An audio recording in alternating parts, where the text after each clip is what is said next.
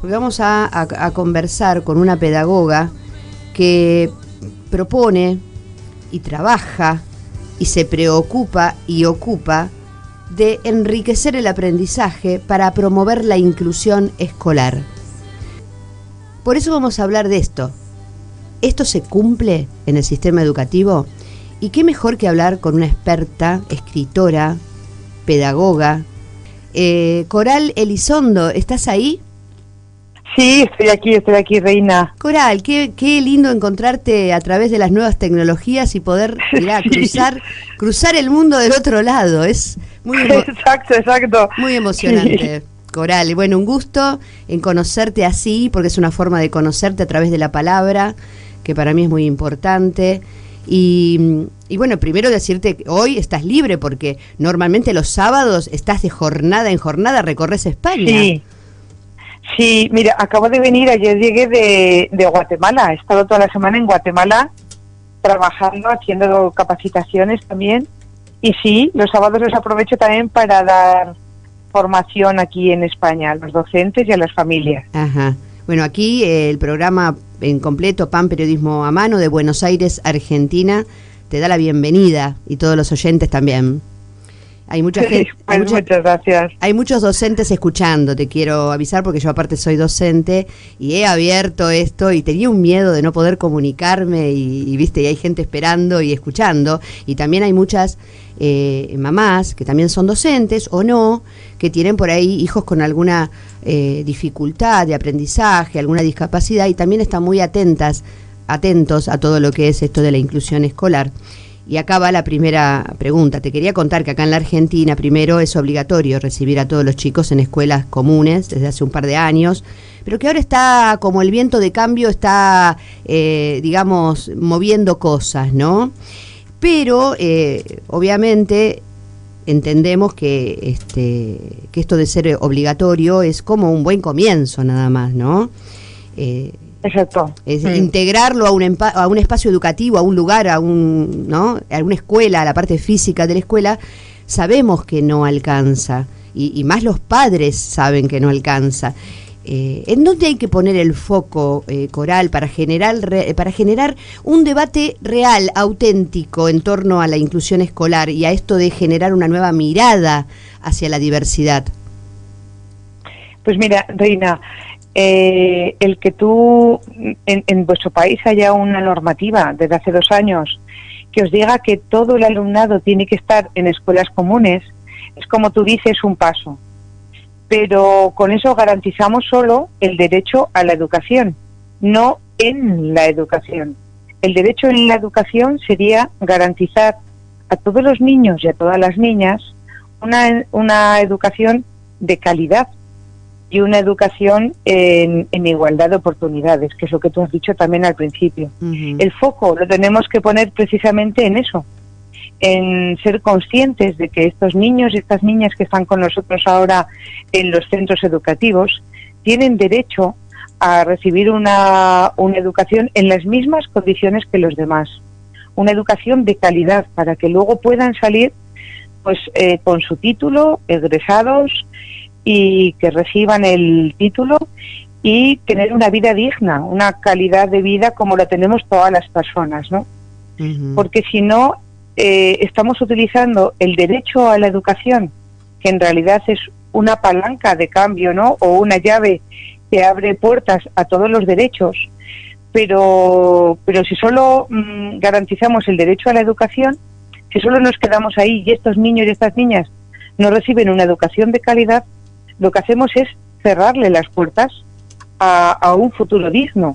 Uh-huh. Y les condenamos en realidad a una pobreza, porque no podrán titular y no podemos garantizar que su vida sea una vida de calidad. Uh-huh. ¿Por qué las escuelas tienden al rechazo? Muchas veces, Reina, lo que pasa es miedo. Otras veces desconocimiento.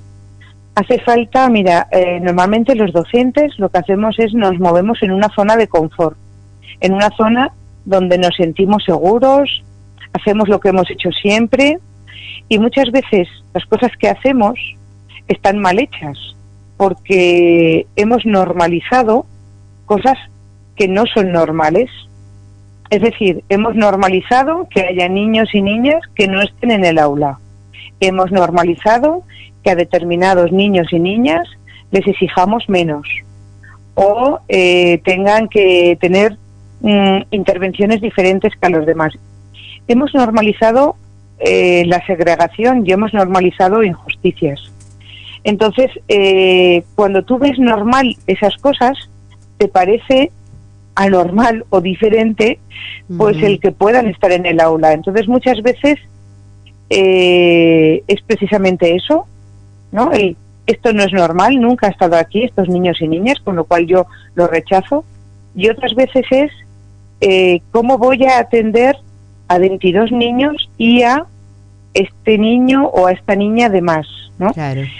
Porque muchas veces no saben ni siquiera cómo hacerlo. O sea, faltaría sensibilización, faltaría capacitación para los docentes, para la sociedad también, pero para los docentes en particular.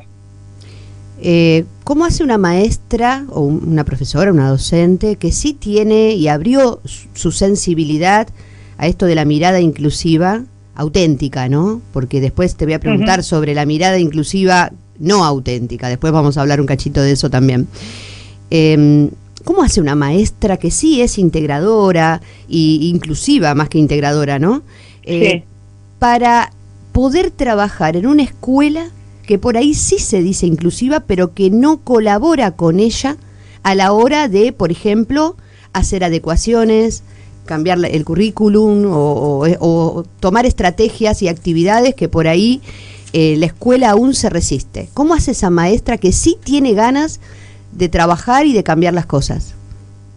Mira, yo lo que estoy trabajando en los centros en los que yo estoy de orientadora, y si no, cuando hago capacitación, yo ante estos casos en que tú te encuentras a docentes que sí que están dispuestos a transformar, yo lo que les digo es que trabajen de otra forma. O sea, la educación inclusiva es una educación transformadora. ¿Por qué? Porque va a transformar a la persona, a los niños, a las niñas, y va a transformar, dejar de hacer lo que estamos haciendo. ¿Qué es lo que hago yo? Y es lo más fácil de hacer. Normalmente utilizo los agrupamientos. Entonces, una clase la divides en grupos y tienes cuatro grupos para trabajar. Ajá. Esos grupos vamos a utilizar la red de apoyo mutuo, es decir, que colaboren entre los propios alumnos y alumnas, que sean ellos mismos sus apoyos, ¿vale? Yo soy la docente prepara 4 tareas para trabajar. Ajá. Y muchas veces, incluso en esas tareas, multinivelamos. Es decir, que si hay un niño que solo sabe sumar y restar, pues las operaciones que realizarán serán sumas y restas. Y los otros a lo mejor están haciendo multiplicaciones. Pero el foco está puesto en los niños y sobre todo en que participen, en que todos y los niños y las niñas del aula puedan estar presentes, participando y obteniendo logros. Esto ocurre, esta forma de agrupamiento me permite pues poder ir pasando por los grupos a ayudar a todo el alumnado. Esto, si tenemos la suerte, estaba justamente ahora preparando una conferencia para el lunes, si tenemos la suerte de contar con otro docente en el aula, entonces trabajamos con docencia compartida, de forma que los 2 docentes apoyamos a todo el alumnado. Ese es el kit de la cuestión. El cambiar los agrupamientos y cambiar la forma y las metodologías en que yo atiendo al aula. Ajá. Eso disminuye las barreras del aprendizaje. Exactamente. Digamos que se pueden hacer cosas dentro del aula, sí. El docente, aunque no tenga el apoyo de... Exactamente. Ajá, está bien. O sea, tú puedes, estando solo en el aula, en tu práctica, que tu práctica sea inclusiva. Claro. Aunque no tuviésemos a nadie más en el centro que nos ayudase, que no tuviese nuestra mirada. Claro. Nuestras prácticas pueden ser inclusivas. No es lo ideal, me parece, ¿no? Porque después esos chicos pasan de un año al otro, y después la otra maestra por ahí no tiene la preparación de la anterior, y hay casos de mamás que están escuchando y docentes que están escuchando que les ha pasado esto. Bueno, ay, mirá, este año tuve la maestra, no sé, Juanita, divina, inclusiva, mirá lo que hizo por mi hijo, que yo, al otro año pasó y la maestra no es igual. Por eso me parece a mí, creo que debería ser 100% efectivo si viene desde arriba, ¿no? Exactamente. Yo lo que hago es trabajar con los centros enteros para que el centro sea inclusivo. O sea que ya en sus señas de identidad el propio centro se defina como un centro, lo que decías tú, 100% inclusivo. Es decir, que los patios de recreo sean inclusivos, que nadie se quede atrás, que nuestra convivencia esté basada en la ética del cuidado, que nuestras prácticas sean inclusivas, que los docentes colaboremos y nos apoyemos, las familias, que formemos una verdadera comunidad entre todos. Yo eso es en lo que estoy trabajando con documentos de centro. O sea, hacemos proyectos de centro inclusivos con compromisos de todos los docentes, para que luego esté con Juanita o esté con Pepita, el niño y la niña pues, sea siempre feliz y que sea el centro de toda la intervención, siempre la persona en el centro. Las escuelas que dicen ser inclusivas y reciben los chicos, pero que después, ya sea como vos decís bien, por ignorancia o por incapacidad o por quedarse tranquilos en ese lugar, ¿no? Se dicen inclusivas y después sutilmente es como que tapan todo. Vos tenés un artículo muy interesante sobre eso, que tiene que ver con esto de estar ciego, ¿no? De saber que hay algo ahí para hacer, pero me conviene más tapar, y que a fin de año el chico, por razones X, claro, porque no hicimos nada, sabemos que el chico a fin de año va a salir de la escuela. Y eso hay muchos casos acá, en donde el chico permanece un año, se lo mantiene, la escuela trata de como si, pero después saben que a fin de año se lo sacan de encima. Esa sería la frase que me han dicho mamás, por ejemplo. Claro, es que eso tendría que ser ilegal, ¿sabes? Yo no concibo que una escuela se pueda sacar a los niños. Quizás es sutilmente, entonces, ¿no? Nadie lo va a decir así de forma... Claro. Pero las madres sienten, las familias sienten eso, ¿eh? Es decir, y casi toda la familia. Es muy raro encontrar mamás o papás que dicen, no, si tiene que ser una escuela modelo en esto de la inclusión. Pero realmente acá en la Argentina todavía creo que estamos, si vamos creo que en una entrevista que te hicieron a vos te preguntaron del 1 al 10, ¿no? Viste que te leo mucho, del 1 al 10 y vos, bueno, no importa lo que pusiste, pero yo acá estamos en un 5 con ganas de seguir, pero estamos en un 5 ahí nomás, ¿viste? Claro, sí, me preguntaron del 1 al 10 y digo, vaya qué complicación. Es complicadísimo. Sí, pues mira, claro, yo lo que creo, Reina, es que los debates, en esos debates éticos, que es lo que decías tú ahora, es donde tienen que participar las familias. O sea, yo siempre en los coles donde estoy genero espacios y tiempos para poder hablar de ética, porque en realidad cuando hablamos de educación inclusiva, de lo que hablamos es de conjugar los aspectos cognitivos, que son los que normalmente solo y únicamente tienen en cuenta la mayoría de los docentes. ¿Qué contenido se aprende si no aprende el contenido? Los aspectos emocionales, que esos ya los tenemos menos en cuenta, y habría que hablar también en clase de programas socioemocionales para el alumnado, y sobre todo lo que nunca tenemos en cuenta son los aspectos éticos. Cuesta entonces mucho, claro. El poder tener espacios y tiempos donde poder hablar de todo esto con familias. Yo en los centros donde estoy yo hablamos precisamente de eso. Yo tengo unas escuelas de familias en las que escuchamos, y creamos comisiones mixtas donde los docentes escuchan a las familias y las familias escuchamos a los docentes, porque todos tenemos mucho que aportar y mucho que decir, y escuchar el lenguaje de las familias es fundamental, claro, porque nos aporta un prisma y una ética que yo no lo veo si solo me centro en lo cognitivo, ¿sabes? Entonces eso es fundamental. Me parece muy triste y totalmente injusto que las familias tengan que sufrir como están sufriendo, que tengan que ir pasando de colegio a colegio solo porque su hijo o su hija tiene una necesidad educativa o tiene una dificultad de aprendizaje o tiene cualquier otro. Yo siempre le digo los ninguneados, ¿no? Sí, los nadies. Los nadies. Sí, entonces, sí. Eso, que las familias de los nadies tengan que sufrir y que los propios nadies pues sufran también, me parece totalmente injusto. Eso es que no hay diálogo desde la ética, porque no hay ni un compromiso, ni un posicionamiento, ni una empatía hacia esos niños y esas niñas y esas familias.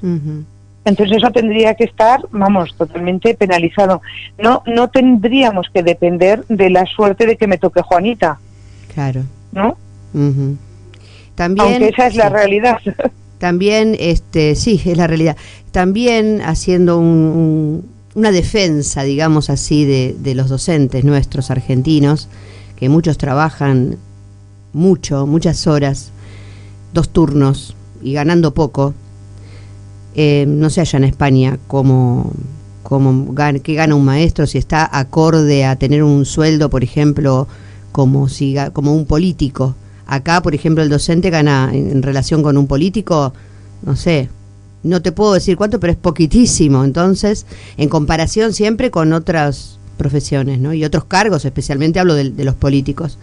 Pero te quería preguntar, porque en estos casos las docentes tienen que hacer un trabajo personalizado, como bien vos dijiste, ¿no? Que está bueno eso para ser inclusivos. Pero a veces acá son más de 40 alumnos que hay en un aula. No sé cómo está permitido allá en España, pero por ejemplo la realidad argentina es que una maestra, 4º grado, supongamos, entra al aula, tiene a veces más de 40 chicos, y una maestra integradora, más chicos que por ahí todavía no tienen el diagnóstico y que... Por supuesto, al no tener el diagnóstico, no tiene maestra integradora, porque una cosa va de la mano de la otra, en lo que se refiere aquí al Estado y a la reglamentación. Sí.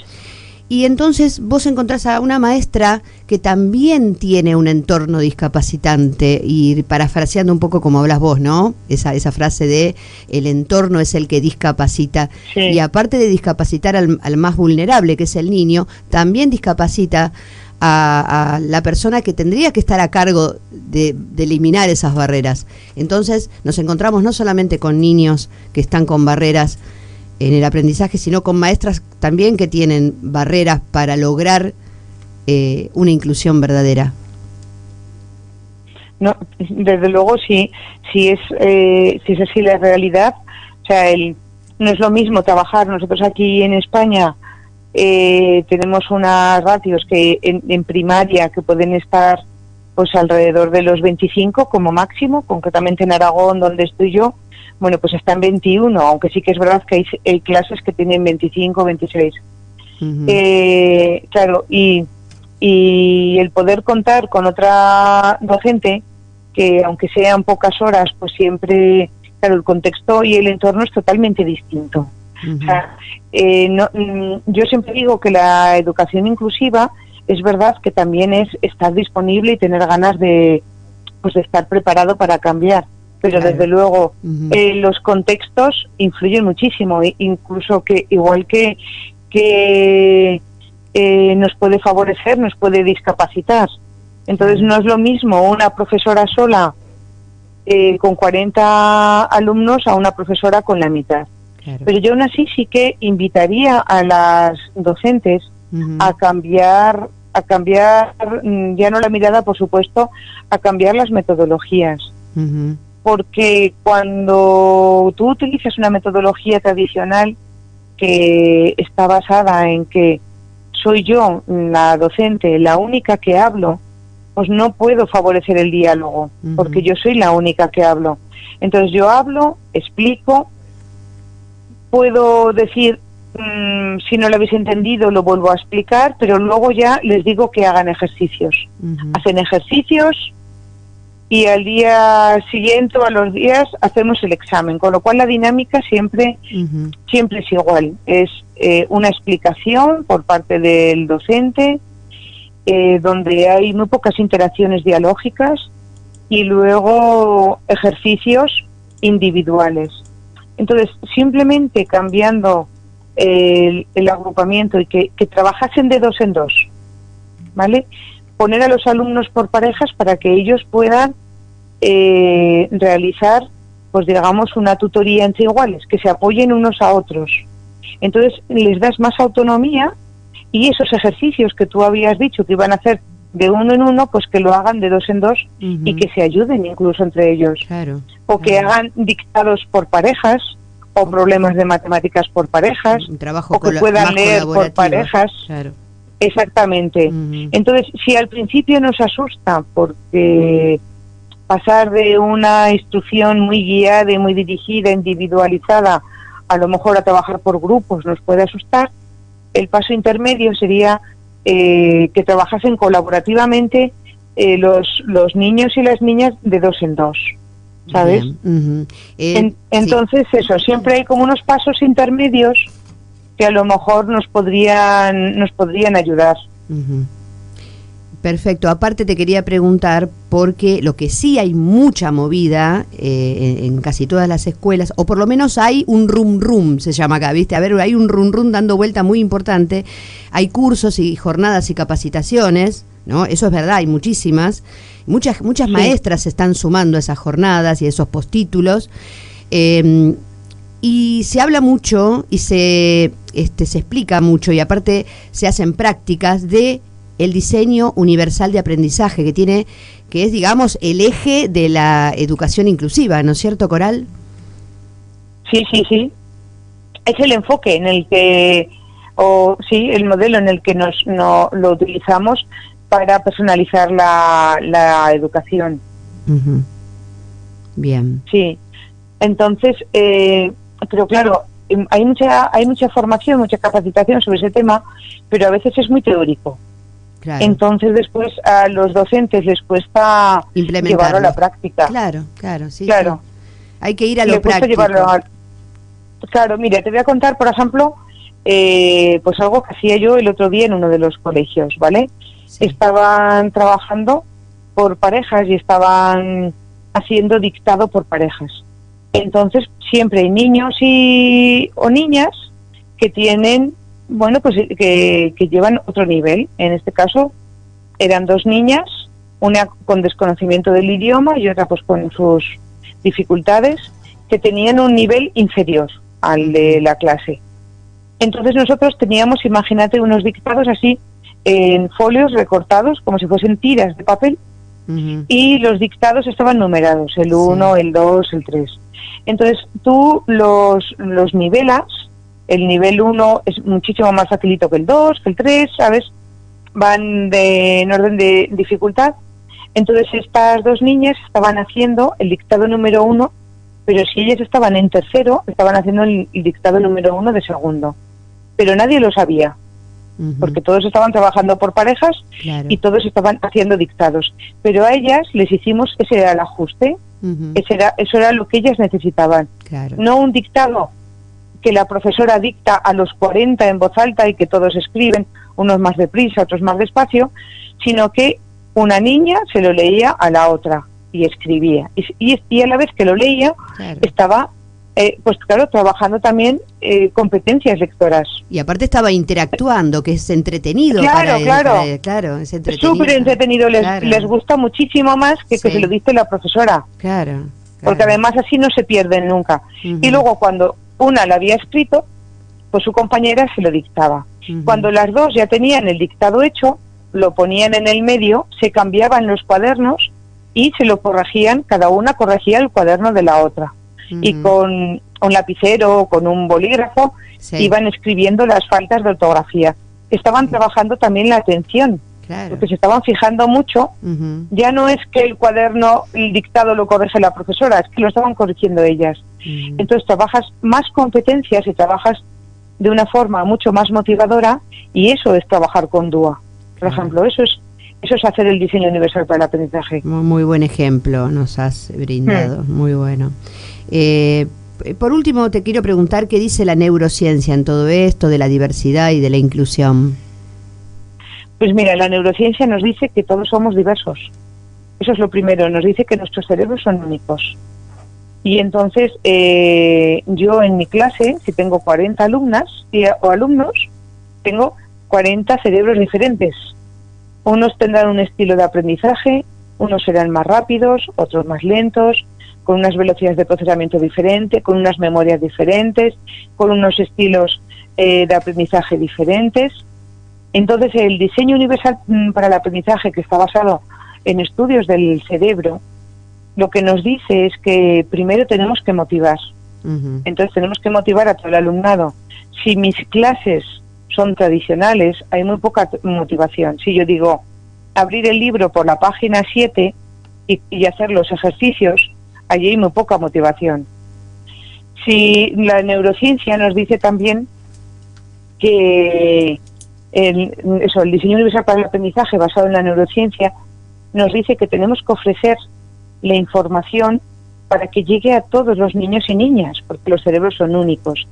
Entonces, habrá veces que partiré de un texto, pero entonces, ¿qué ocurre? Que los niños, las niñas que tienen dislexia van a tener más dificultades.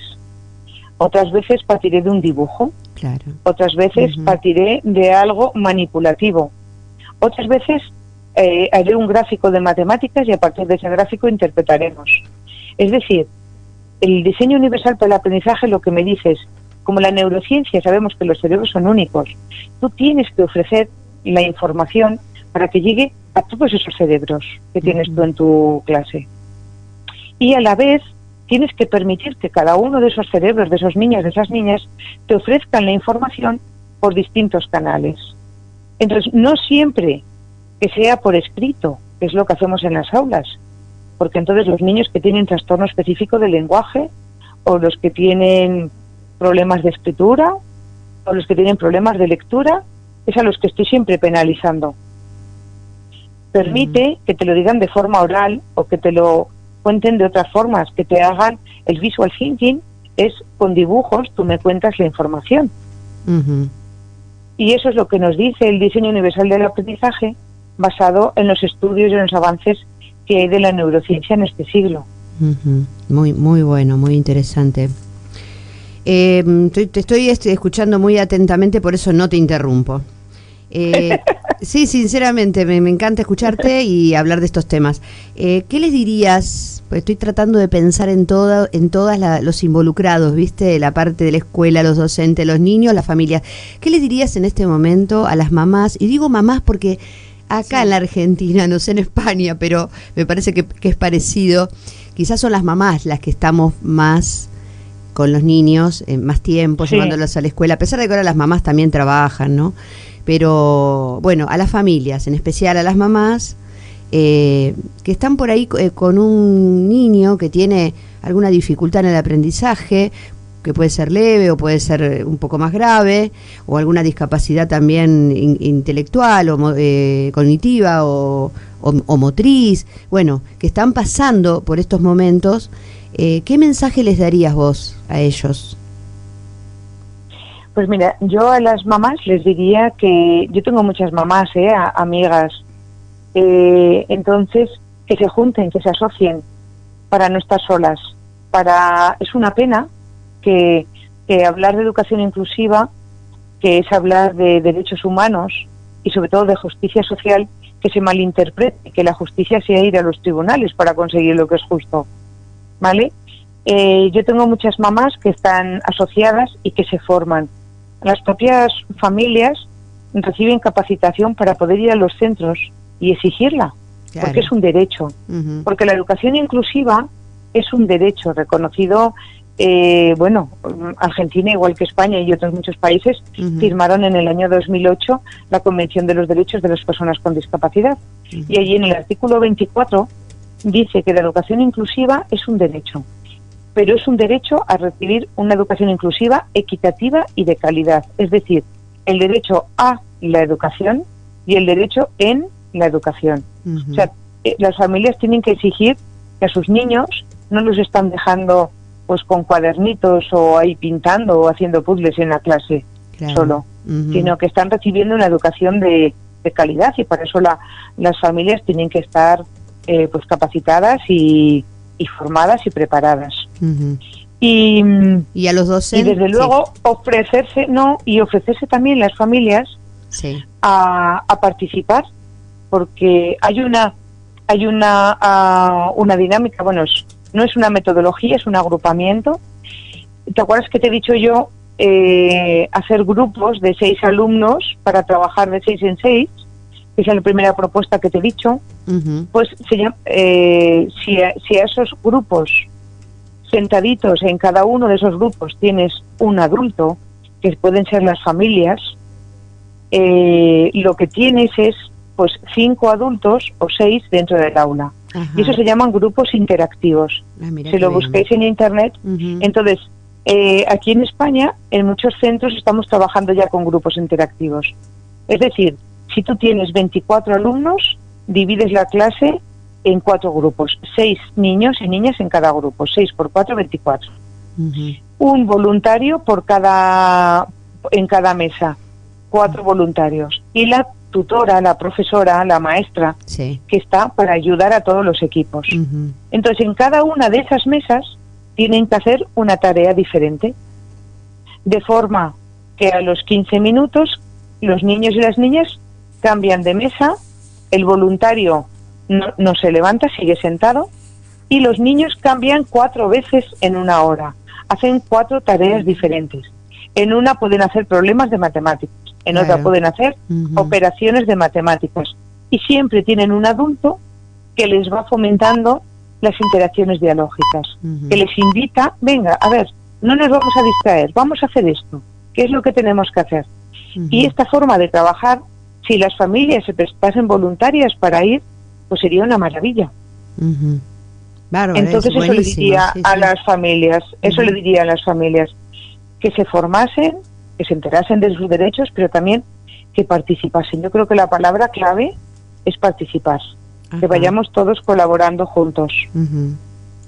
Entonces esa profesora que tiene 40 niños y 40 niñas, pues de repente pues va a tener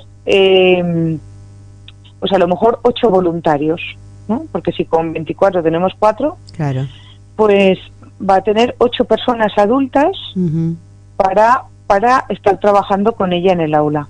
Esto no se hace todas las horas del día. No. Se hace ni siquiera todos los días. Se hace 2 días a la semana, por ejemplo.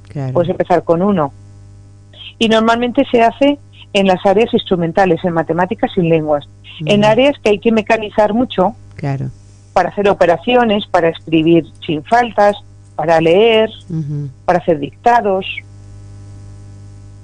Entonces, claro, esta forma de este agrupamiento, los grupos interactivos, es muy interesante y está funcionando muy bien, Reina. Está funcionando allá. Mira, bueno, acá esto es una gran idea, una gran idea que ya con nosotros ya llegó acá ahora. Vamos a ver qué podemos hacer al respecto. Coral, mira, ya son acá en la Argentina las 2 de la tarde y allá deben ser como las 6, ¿no? Sí. Sí, las 6. ¿Sí? Mira, pensé que me iba a equivocar, digo, bueno, me la pegué justito. Bueno, acá dentro de unas horitas nomás hay un gran partido de fútbol, te digo, de Copa Libertadores final, que en muchas partes del mundo lo van a ver. Yo tengo que dejar mi programa antes, para que te des una idea, porque hay gente de los clubes que vienen a transmitir el partido. Y esto está pasando en toda la Argentina, no solamente acá en este lugar, ¿no? Lo que sí quería preguntarte, nada que ver ahora, pero sí en relación a lo mismo, pero diferente. ¿Cuándo venís a la Argentina?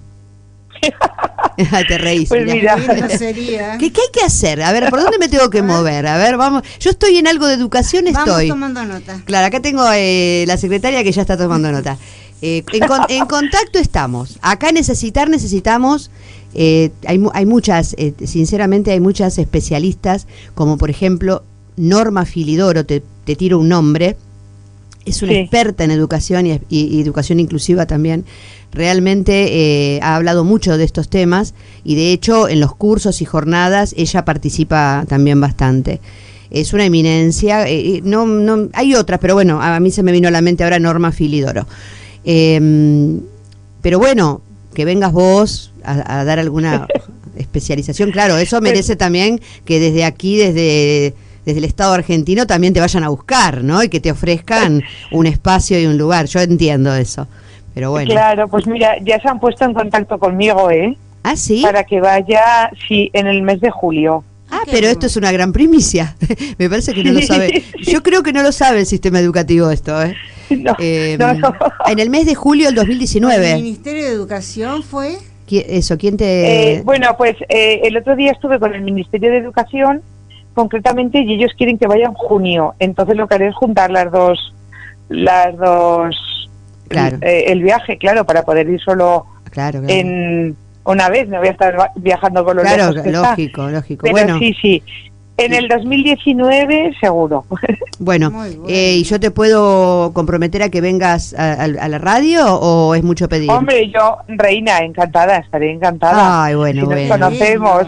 Bueno, para mí también, sería un placer. Si quieres explicamos eso, propuestas organizativas. Sí, para lo hacemos dar más una práctico. respuesta inclusiva. Lo hacemos más práctico y voy a invitar a mamás y a docentes, ¿eh? Es decir, vamos a reventar la radio acá. 2 horas a reventarla. Sí. Ni la Copa Libertadores. No. Uy, bueno, programa súper especial. No me hagas acordar que ya hay gente dando vuelta acá que está esperando para que yo me vaya. Pero sí, bueno. Me están echando. Bueno, escúchame, Coral, mira, primero y principal de corazón te agradezco un montón. Creo que este puente de emociones que has tendido vos desde allá me ha llegado y espero que vos también te haya llegado algo de aquí. Sí. Es mi gran sueño y pasión poder hacer algo por la educación desde mi humilde lugar de periodista y también soy docente, sí. Así que bueno, desde aquí, cuando necesites difundir algo para este lado, contá con nosotros y nosotros te seguimos, te vamos a seguir todos. Quería mencionar tu blog, Mi Pequeño Rincón en la Educación, que lo tenés en francés. Vos, ¿no? Sí, ¿sabes lo que pasa? Que me encanta el francés. Es muy y lindo. Entonces, claro, Mon Petit Coin es como mi rinconcito y entonces es mi despacho de aquí de Zaragoza, pero en realidad es una ventana abierta al mundo porque esto de escribir un blog es increíble, ni siquiera yo soy consciente de a dónde llega mis pensamientos, ¿no? Es como si pensase en voz alta sobre educación y entonces lo puse en francés por eso, pero en realidad tú buscas Coral Elizondo y como la dirección es Coral Elizondo WordPress, pues ya sale, es lo primero que sale. Sale solamente poniendo Coral Elizondo, te digo. Coral Elizondo sale, ya está, estás como viralizada, salís. Sí. Bueno. Es lo primero que sale, Sí, tal cual. Bueno, te quiero agradecer entonces, te mando un beso muy grande, un abrazo, muchas gracias por esta entrevista, por tu tiempo, sé que estás muy cansada porque estamos a fin de año y los docentes y todos los que estamos en esto solemos estar un poco cansados a fin de año. Pero bueno, le ponemos las ganas y la pasión, ¿no, Coral? Sí, por supuesto. Bueno, un abrazo muy grande y bueno, pues y seguimos muchísimas gracias, Reina, a ti y a tu equipo. Muchas gracias. Hasta la próxima, Coral. Hasta la próxima, un beso grandote. Bueno, hablamos con Coral Elizondo, escritora, pedagoga. Ella está en el tema de promover la inclusión y bueno, hace de todo. Y es una genia en España, les quiero decir, y en el mundo.